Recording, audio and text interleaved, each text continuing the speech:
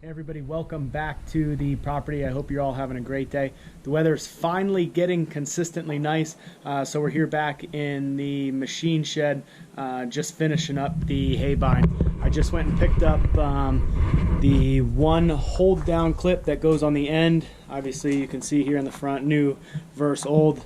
I'm going to install the last knife guard, and then we're going to move over. We're going to loosen that gearbox, slide it back a little bit, and get the new belt on. Then we'll go around, we'll grease the entire machine and get it ready for the first cutting. At the end of the video, I'll show you how the hay's looking right now. But for now, let's get to it.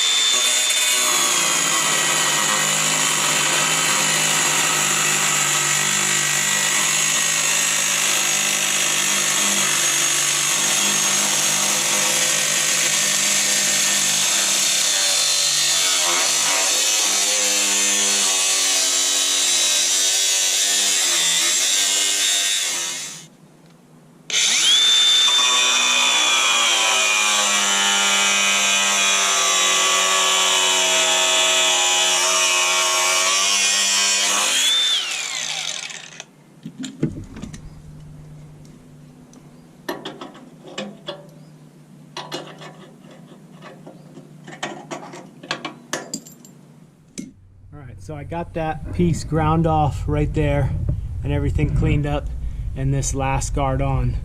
To be honest with you guys, I made a little bit of a mistake. I could not get this piece on with this next guard already on there. There's underneath here, between the cutter bar and the machine, there's this little track, and the bottom of these guards right here, that part runs or rides in that track.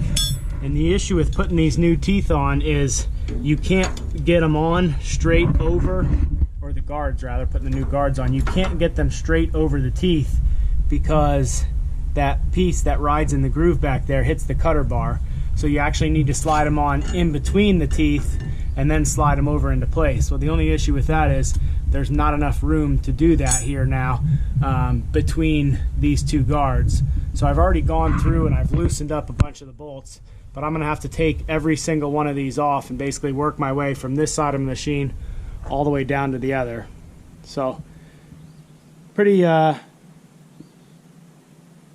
costly mistake, at least as far as time goes. It's going to take me probably 20 minutes to fix it. I'm not going to show any of it. Obviously, you guys already watched me put these guards on once in the last video. So I'm going to go ahead and take care of that real quick, get all these guards on, and then when I get down to the very end, once I've got that one off anyway, we'll go ahead and put the new hold down clip on. So I was going to edit that last part out, but I figured I'd keep it in since I learned something pretty useful. I figured maybe somebody watching this video could as well. You see how each of these guards right now is directly over the point of each knife section here. Well, I kind of had the thought that if you're in the field and you're mowing and you hit a rock and you bend one of these and it's bent beyond repair and you have to replace it, surely you're not going to bring the machine up and take 30 minutes to take all these off to get back to the one that you need to replace. So I came over here and I just spun, I know it's out of view, but I just spun this belt by hand, and that moves, obviously, the sickle bar just like it would if I were powering off the tractor. And what I did there was I just moved these knives over far enough that I was able to slide the one guard in. So I didn't end up having to take any more of these knife sections off. So what we're going to do now is just head down to that end, put that last hold down clip on, and then we'll get that belt taken care of. So I'm just taking out these two bolts that hold the last two guards as well as the last hold down clip on. I figured while I do this it'd be worth mentioning that I don't come from any farming background. I don't have any family that's farmed or any really close friends that farm. So when I bought this property back in 2012 and decided that I was going to start haying it, I kind of had to learn everything that I know up to this point on my own. A lot of stuff, a lot of reading online, watching YouTube videos, things like that. I also read through most of the manuals for all of these pieces of equipment. I bought them if they didn't come with each piece of equipment when I bought it. Everything that I have is really old and pretty simple, luckily, to work on. So I was able to learn a lot of what I needed to know to at least be able to do my own maintenance and save money as far as that's concerned. But obviously, as you can see in that last shot, I'm still learning quite a bit, which is good. I guess what I'm trying to say is, if you go into any situation willing to learn, in most cases you'll do exactly that. That being said, this is the first time I'm replacing this belt on this machine. This is the main gearbox here that we kind of talked about a little bit in part 1 of this video. So you might be able to see underneath here there are 4 separate screws. I've already loosened those, and then there's this. It's kind of almost like a set screw, and then there's one on the other side as well right here. It's a little dark back there, but I've already loosened that one up, and now I'm just tightening up on this one to try to push the gearbox a little bit this way. It's already let up a little bit of the tension on this belt, so I need to keep going a little bit more and in order to enable me to easily get this one off and then put the new one back on.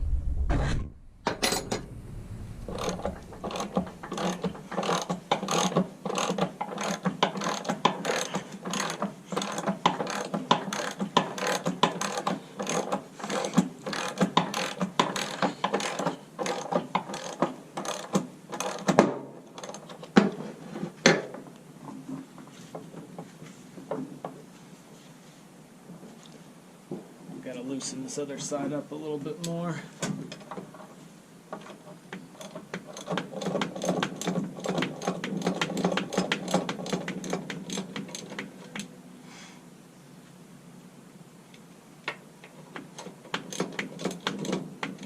Again, it's just one of those things that we've got to do kind of in tight quarters again. But tightening up this the rest of the way should just about do it.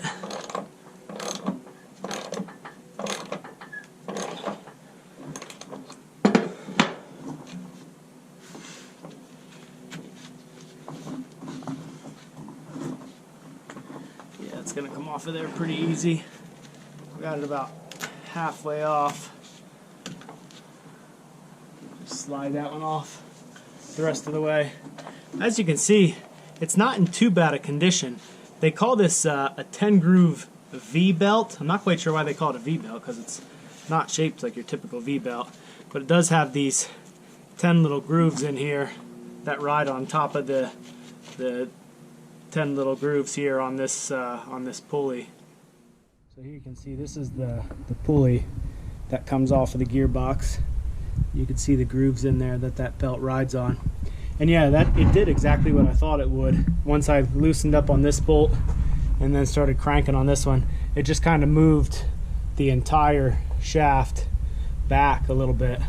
So we'll go ahead and get that new belt put on and then move that back forward and tighten everything up again.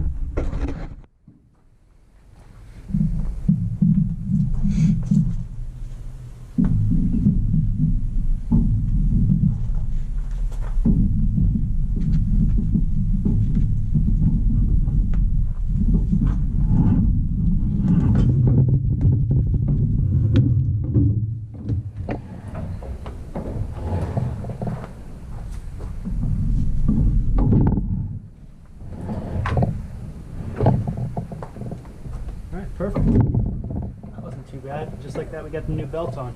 Now all I'm going to do here is basically do the reverse of what I just did. I'm going to back this bolt out in the front and then push this one in the back and push the whole assembly forward, and then we'll tighten the bolts on the bottom again.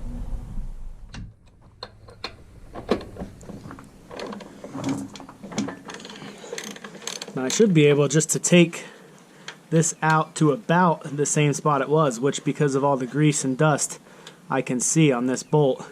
It might have to come in a little bit from there just because it's a new belt. It's not worn at all. We'll take a look at that here in a second.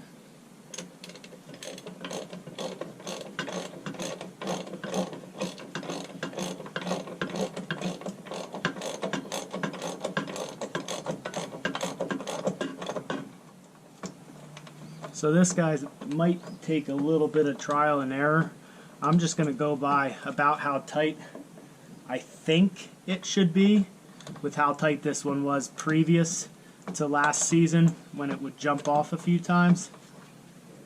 I think that's going to do it, which makes sense. It puts us pretty close to where it was when I took that old belt off. So I'm just going to go ahead and tighten up this side, get that nut back in there, and then tighten up the 4 bolts on the bottom.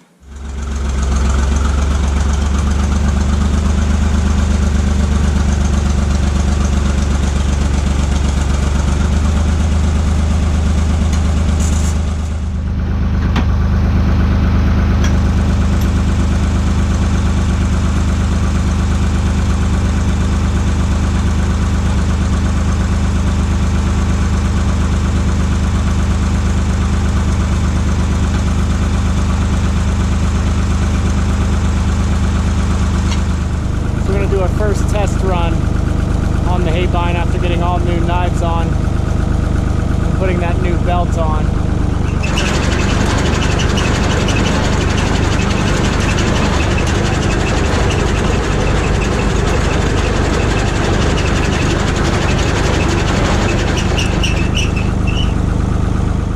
A little bit of squealing when I first started the Haybine. I think I know exactly where it's coming from. There was one hold down clip that looked pretty tight, and yeah, it looks like that's exactly what it is. Right there you can kind of see a little bit of wear on these 2 knives, so I definitely want to take care of that before I run it too much. Also, this hold down clip not making contact as that one, but still needs to be adjusted a little bit. Everything else though looks okay. It looks like this hold down clip might need to be adjusted a little bit too. That new one I put on, you can't really see because of the shadow there, but there's a little bit of paint rubbing off of that one too, so I'll have to adjust those 3 before I make the first cutting. Otherwise, the belt looks good. That's riding in its track. It's nice and smooth, still tight. So now what we're going to do is just go ahead and grease the whole machine. That way the only thing we have to do is adjust those hold down clips and we're ready to cut. So to grease all of my equipment, I just use a standard grease gun. The 2 things that make the difference to me though are the pistol grip. That way I can hold it in one hand and just move the end around to each different piece. I think it makes it go a lot quicker. And something I got a few years ago is the lock and lube. You just stick it right on the grease fitting, release the trigger, and it holds on. I don't remember how many pounds of force it can take, but I've never had it pop off if it's on correctly on a grease fitting. So I'm going to run around the machine quick, get everything greased up. And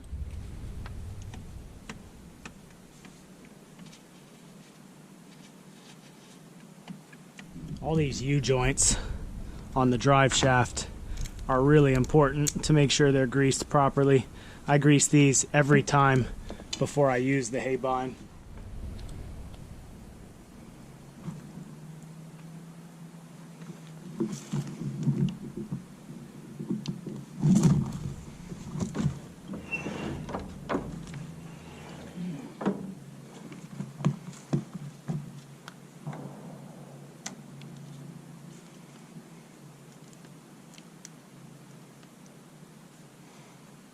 And I just grease until you can hear it starting to pop and just barely see a little bit of grease coming out of each fitting.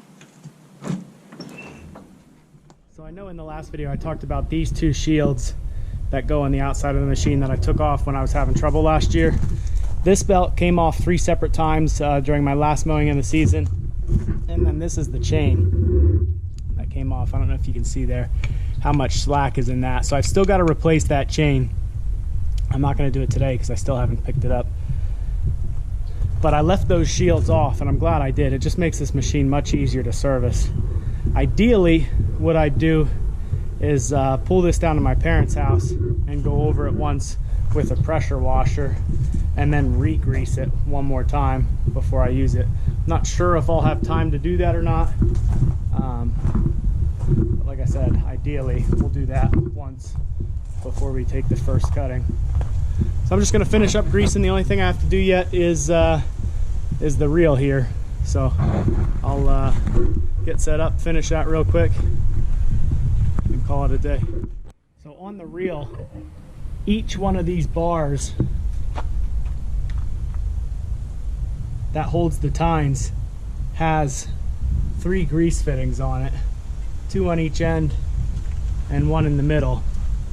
There's 4 bars on here, so 12 total grease fittings, and then that finishes things up.